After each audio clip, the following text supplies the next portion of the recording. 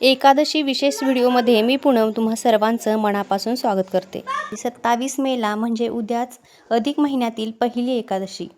आता अधिक महिना सुरू होऊन 8 दिवसांच्या वर होऊन गेलेत, पण अजूनही तुम्ही काही विशेष साधना उपासना काही केला नसेल, तुम्हाला नसेल जमलं तुमच्या रोजच्या दिनचर्येमुळं, तरी काहीही हरकत नाही.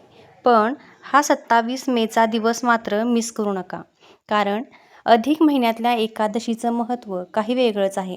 अधिक महिन्यामध्ये भगवान श्रीहरी विष्णू आणि त्यांच्या अवतारांची पूजा केली जाते, हे तर तुम्हाला माहीतच असेल.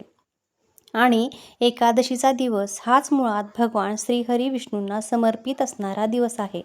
आणि म्हणूनच या दिवशी नक्की काय करावं तेच आपण या व्हिडिओमध्ये बघणार आहोत.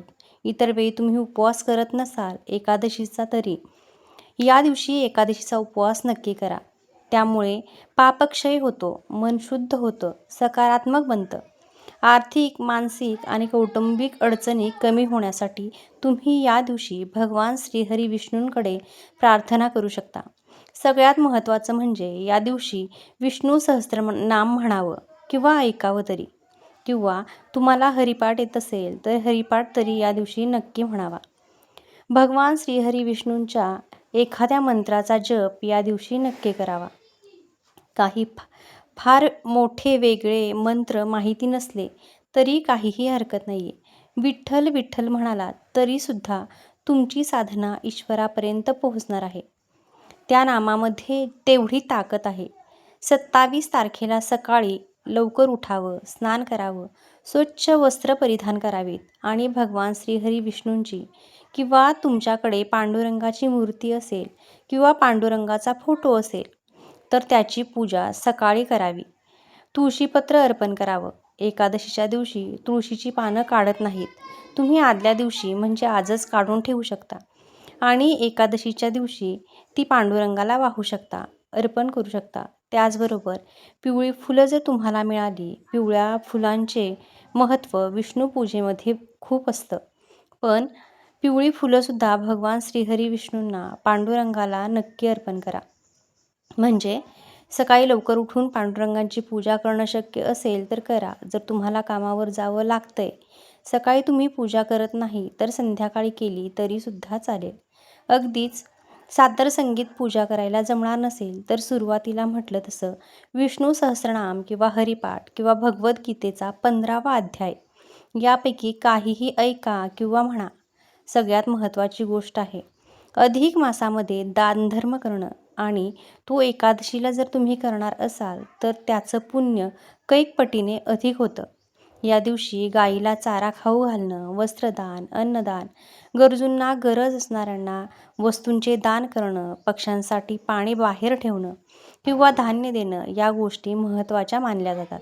साध्या साध्या गोष्टी आहेत. काही नाही तर तुमच्या गॅलरीमध्ये उन्हाळ्याचे दिवस आहेत, त्यामुळे उन्हाळा असल्यामुळे एखाद्या भांड्यामध्ये पाणी तुम्ही पक्ष्यांसाठी ठेवू शकता. त्या मुक्या जीवाची तहान भागवणे हे मोठं पुण्यदायी आहे. एकादशीच्या दिवशी संध्याकाळी तुळशीसमोर दिवा लावून तुळशीची पूजा नक्की करावी. काही गोष्टी मात्र या दिवशी टाळाव्यात. ते म्हणजे तामसिक अन्न भोजन करू नये, वादविवाद, भांडणं घरात होऊ देऊ नका, कांदा लसणाचं सेवन या दिवशी करू नका, सात्विक जेवण करा आणि खोटं बोलणं, कुणाला फसवणं या गोष्टींपासून या दिवशी लांब राहा. मंडळी, एकादशी ही फक्त उपवास करण्याची तिथी नाही, तर मन, शरीर आणि आत्म्याच्या शुद्धीकरणाचा दिवस मानला जातो. अधिक महिन्यात ही साधना केल्याने मन स्थिर होण्यास आणि सकारात्मक ऊर्जा वाढण्यास मदत होते.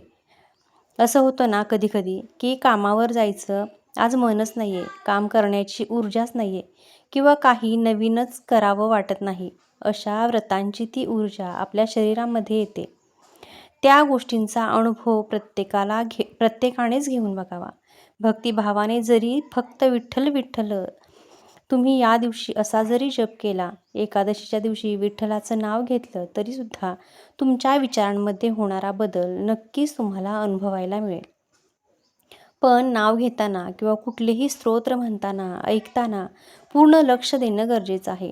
नाहीतर इकडे आपण काम चालू आहे, मनात वेगळेच विचार आहेत आणि अशा जपाला काहीही अर्थ नाही. फक्त तुम्ही तुमचा वेळ कुठेतरी घालवताय असा त्याचा अर्थ आहे. त्यामुळे जे काही नाव तुम्ही घेताय त्या प्रत्येक नावामध्ये तुमचं लक्ष पाहिजे. आतून ईश्वराबद्दल प्रेम वाटायला हवं. इतक्या श्रद्धेने जर तुम्ही या दिवशी ईश्वराचं नाव घ्याल तर त्याचा अनुभव तुम्हाला नक्कीच येईल. मान्य आहे, ही गोष्ट लगेच जमणार नाही, कारण आपण जेव्हा जपमाळ हातात घेतो किंवा ईश्वराचं नाव घ्यायला सुरुवात करतो तेव्हा मन भटकत असतं. हे असं सगळ्यांच्याच बाबतीत होतं. मन भटकतं हे लक्षात आलं की पुन्हा ते जागेवर आणायचं. पुन्हा जर मन भटकलं तर पुन्हा जागेवर आणायचं आणि ईश्वराच्या नावामध्ये तल्लीन व्हायचं. हा एक अभ्यासाचाच भाग आहे. हळूहळू प्रॅक्टिस करून करून ही गोष्ट जमते. या गोष्टीची सुरुवात तुम्ही या एकादशीपासून करू शकता आणि आयुष्यामध्ये सकारात्मक बदल घडवू शकता. माहिती आवडली असेल, पटली असेल तर कमेंट बॉक्समध्ये जय हरी विठ्ठल लिहायला विसरू नका. मंडळी, अशाच प्रकारच्या नवनवीन माहितीसाठी आणि महत्त्वपूर्ण आध्यात्मिक व्हिडिओसाठी आपल्या चॅनेलला आजच सबस्क्राईब करा. व्हिडिओ आवडला असेल तर व्हिडिओला एक लाईक आणि हाईप करायलाही विसरू नका. धन्यवाद.